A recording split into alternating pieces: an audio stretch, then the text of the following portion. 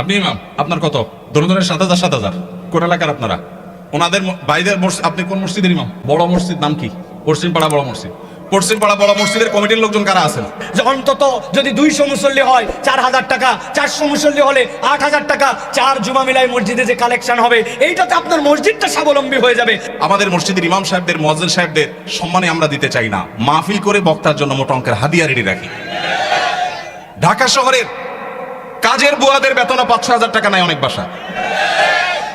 ধরেন নিয়ত করছিলেন এই কাজটা করব, করতে পারি নাই, আল্লাহ তওবা করলাম, তোমার এই ভুলটা করব না, মিথ্যা কথাটা বলবো না, সাথে 100 টাকা পানিশমেন্ট হিসেবে দিয়ে দিছি। 3 বার মিথ্যা কথার জন্য তওবা 300 টাকা দিয়ে দেখেন, 4বার মধ্যে মিথ্যা বাড়াতে ঠেলা আছে।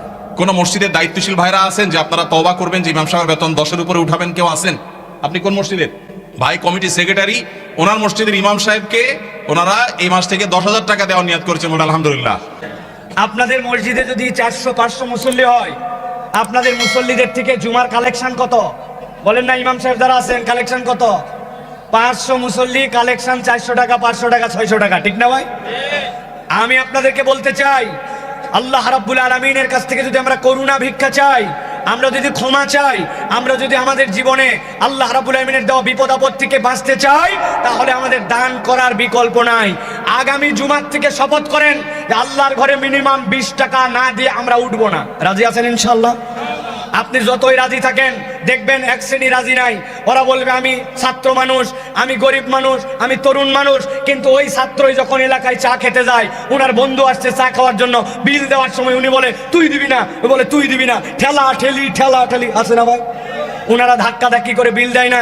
একটা জামা আয়রন যদি করে, জামা আয়রন করতে 10 টাকা লাগে, চায়ের মধ্যে একটা যদি খালি কোনো রকম টোস্ট বিস্কুট ডুবায়, চায়ের বিল হয়ে যায় 10 টাকা।